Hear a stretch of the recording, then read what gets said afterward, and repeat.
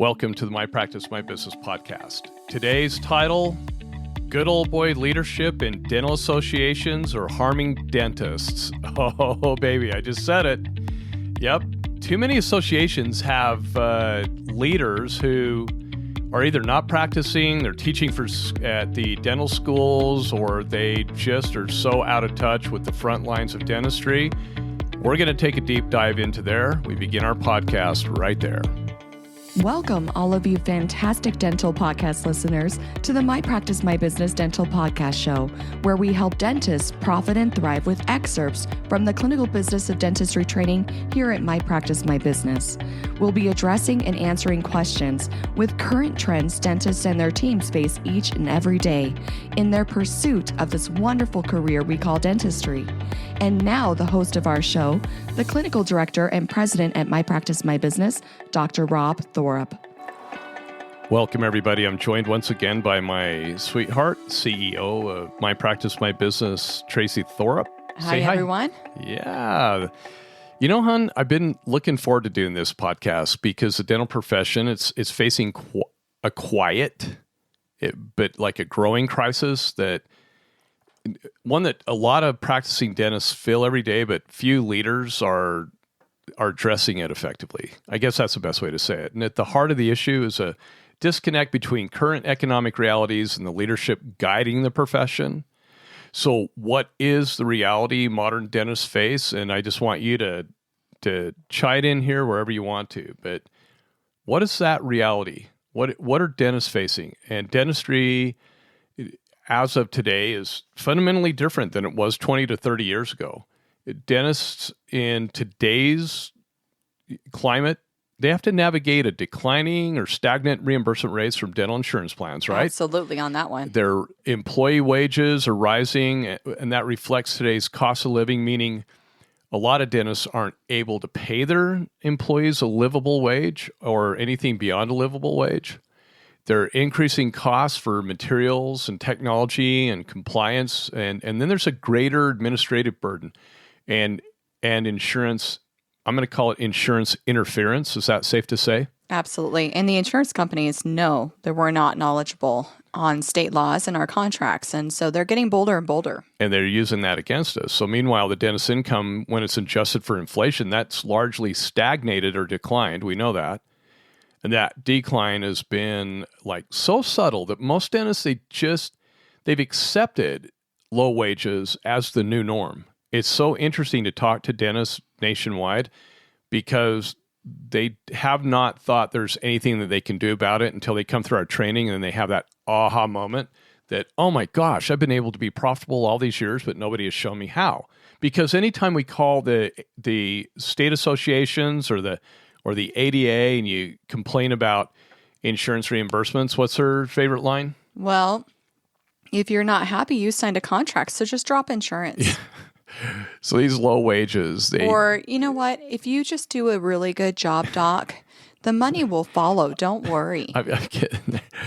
The low wages, they don't bode well with the debt loads that new and even seasoned dentists are experiencing, right? Given the debt load from school or just running a dental practice. And despite this, much of that advice from traditional dental leadership remains unchanged. Just like Tracy said, they state, if you do good dental work, the money will follow. I mean, I heard that phrase so many years ago. Yeah.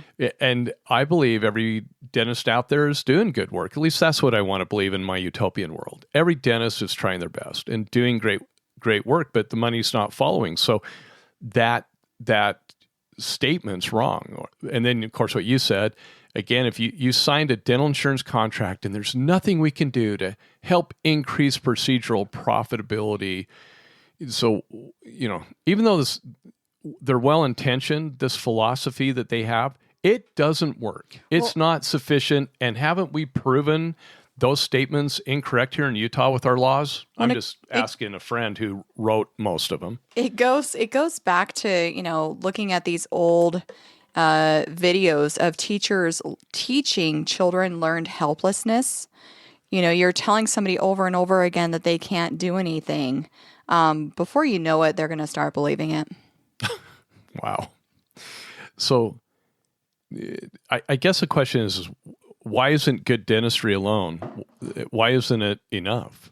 And there's no question that high quality clinical care is essential. We all know that. It builds trust. It generates referrals.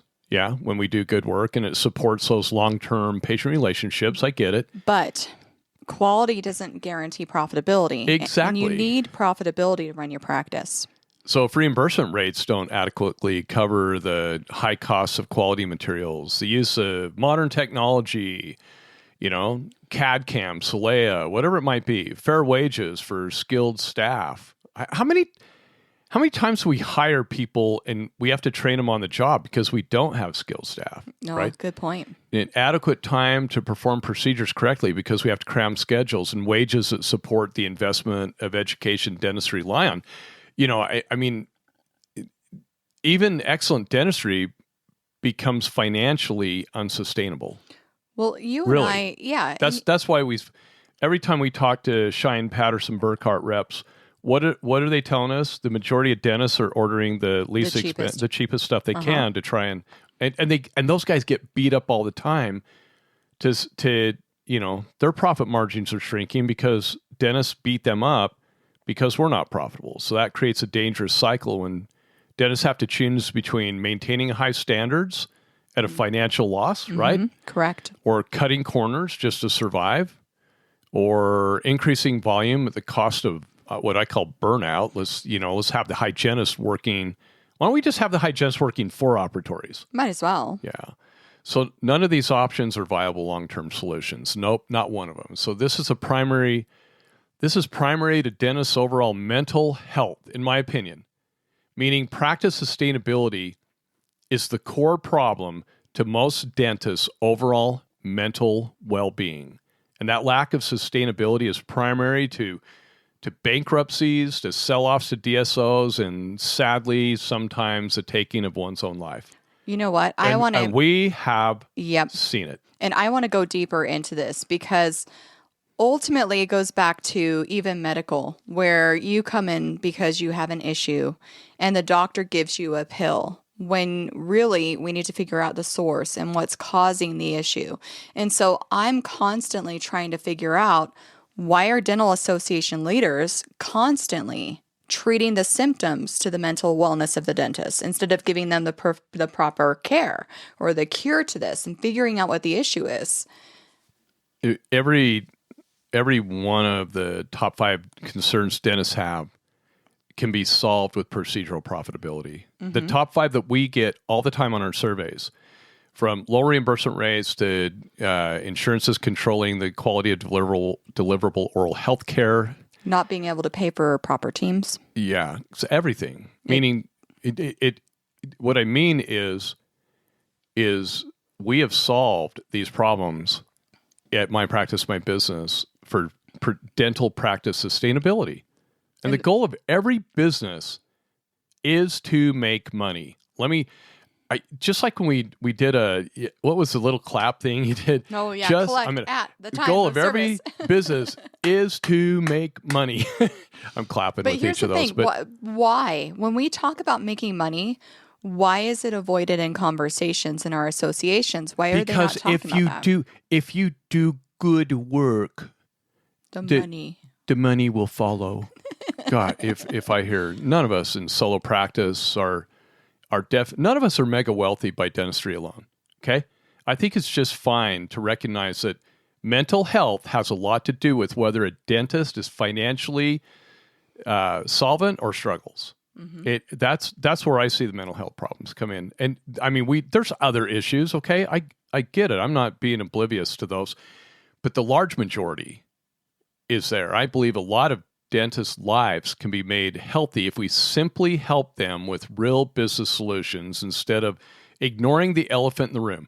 Instead of saying, you signed a contract, there's nothing we can do. We have passed state laws that help sustainability, but more important than that, it's not the laws that have the greatest sustainability. It's actually knowing what's in your contract and how to apply the rules of engagement in your contract. And when an insurance company calls and says you can't do that, and you're able to say, yeah, I can, it's right in the contract. And then the insurance rep goes, Oh, it is. Okay, you keep taking good care of our clients. We appreciate it. God, if we had $100 every time we heard a rep say that, unbelievable. So that's I worry so much about the mental health of our colleagues, Trace. And I really think do. that people need to realize that being profitable does not mean taking advantage.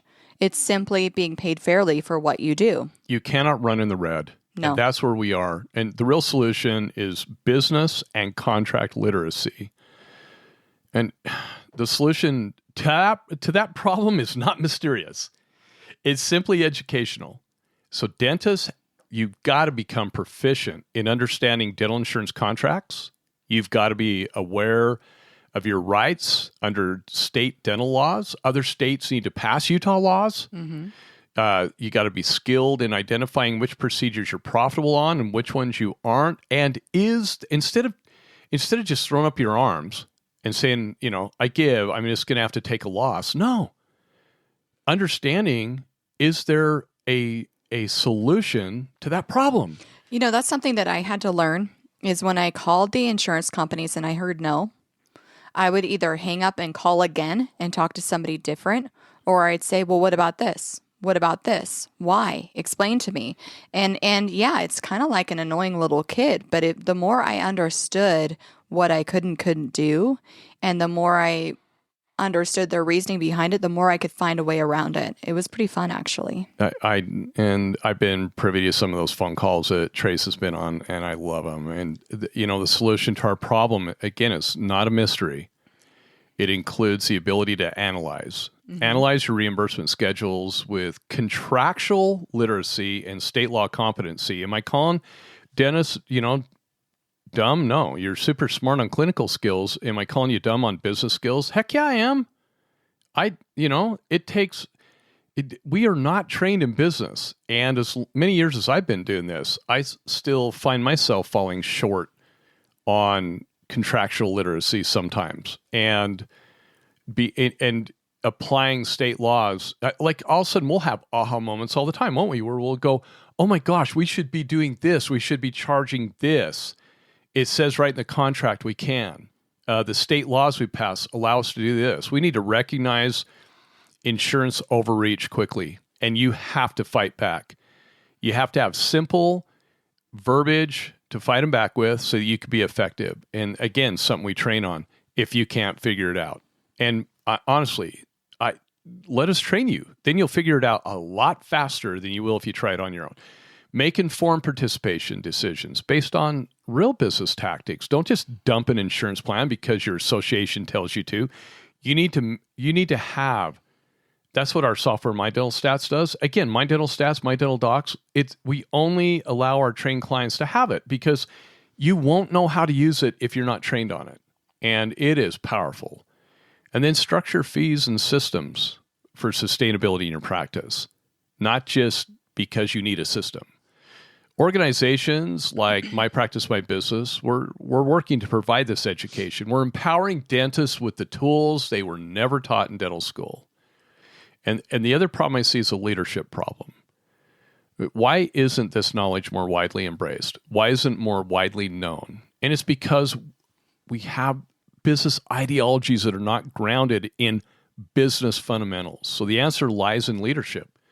Many dental associations are still influenced by the good old boy network, by leaders who practiced in a more favorable economic environment. And that was when they practiced. They're no longer practicing, a lot of them. Exactly. And they did not face today's reimbursement pressures. They built successful careers under very different conditions. They're not business competent, let alone business trained. You didn't have to be back in the day. I mean, I'll admit it. And they're not in the trenches today with today's dentists. That's why I want to practice as long as I possibly can, so that when I train all of you, I know from where I'm talking about. These leaders, they're not inherently ineffective, but they are often out of touch with the current realities, in my opinion. And because of that, the result is that they resist new ideas. They challenge these long-standing beliefs of the status quo, including the need for business and legal literacy. They're like, again, they just go back to the statement, if you do good dentistry, the money will follow. No, it won't, because reimbursement rates aren't changing. When's the last reimbursement rate change? Oh, but I got a higher reimbursement rate. This is so funny. When practices say, oh, our crown reimbursement rate went from $750 to $850, look at us. What they don't know is all the other codes that got dumped by percentages just by $1 or $2. They don't think that's a big deal because they don't see how frequently they use those codes. Right. And you throw in data analytics and AI and how these insurance companies are setting everything up. It's almost like going to Vegas and realizing the house is always going to win, right? Well, that's kind of funny for us to say because we don't gamble, but we've heard. Yeah. I mean, no, it is. Gambling's terrible, but that's what we do sometimes. Mm-hmm. So I'm going to call out the next generation of dentists. The future of dentistry, it depends on a new kind of leadership. We need new leaders. We need dentists who are actively participating in the environment that we see today. We need dentists who financially and contractually become literate in business skills and dental plan contracts. We need dentists who are willing to challenge outdated narratives. We need dentists who are focused on long-term sustainability as a solo practitioner or small corporations. Too many of these dentists, they sign up for DSOs and they rely on the DSO to run everything. And I'm telling you right now that DSO leadership, we've seen time and time again, they know nothing. So rather than abandoning dental associations to this new generation, we want you to engage with them. Oh, yeah. Join, participate, kick out the good old boy network, and lead where antiquated leaders have failed. That's why they call me a squeaky wheel. That's why so many of the leaders in Utah, the old guys, they don't like me because I call them out. And change will not come from the outside alone. It has to come from within. And if we don't have leaders within our associations that understand that, the associations will continue to lose membership. I promise you that they will. Dentistry, it's at a crossroads, isn't it? It really is. Continuing to rely on these outdated philosophies is only going to deepen the challenges facing modern practices and cause dentists to question their dental association membership. As they said, associations, they see these said associations not provide the answers that they seek. They didn't for me, and that's why I went outside of the box and made the phone call to the regional manager, Blue Cross Blue Shield, back in 1991, and got trained and taught how to be profitable on PPO plans clear back there. And I was the odd duck. So go ahead, hon. No, I was just going to say that in order for us to really move forward in dentistry and be successful, the profession has to embrace more of a comprehensive model, one that values not just clinical excellence, of course, but also business intelligence. And I want them to be very aware when it comes to their legal rights as well. We have these meetings annually. They're called CQI meetings here in Utah, Continuous Quality Improvement, although I've heard they want to change the name to that, but I still like the title. Mm-hmm. But I've never heard any of these CQI meetings anything you and I are discussing really and how to apply them. So, yeah, it's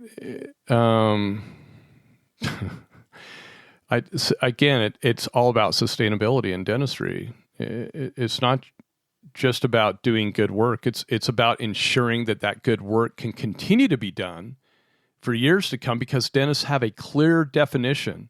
They have defined what dental practice sustainability looks like, and they have that clear path on how to achieve it instead of just doing good dentistry. You've got to have a business mind. So we strongly encourage you to join your state association and with full intentions to pursue a leadership position, hopefully, so you can be a positive part of change. That would be important. I think that it's time to encourage our leaders also to actually lead change. And if they can't get past the good old boy mentality, I think it is time for a change. Yeah. And learn how to grow your practice, folks, through obtaining business skills, in obtaining insurance contract literacy, Challenge the status quo. Don't believe what people say about the contracts. Oh, it's illegal. You can't do that. Oh, it's unethical. You're nickel and diming. You're gouging. What a bunch of idiots out there that make that statement. Stop That sounded like Napoleon Dynamite. Just maybe we should use Napoleon as our oh my goodness. as our benchmark and dental legislation. Yeah. Knowledge. You've got to have the knowledge on your state laws that only the team at MPMB only us can offer right now. Yeah. We don't see anybody out there really doing what our company does. So give us a call, be trained.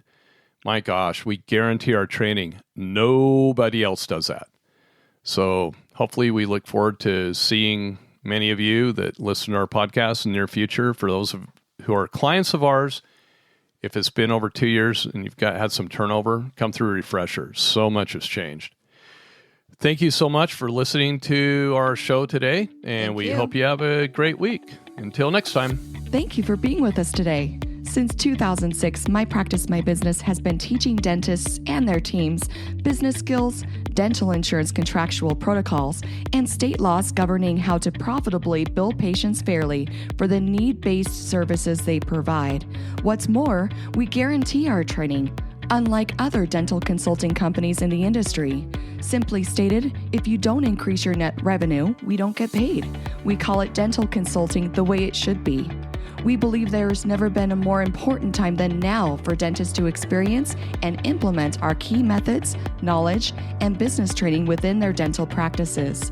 To learn more about our guaranteed, no-risk clinical business of dentistry training that is changing dental practices for the better, just go to our website, mypracticemybusiness.com, and surf our pages for additional information about our company and the services we provide. When you're ready, give us a call and get scheduled for the most profitable dental business training that you will ever experience. If you enjoyed our podcast, please leave us a 5-star review. If you have any questions, please don't hesitate to call us. Thank you again and have a fantastic day.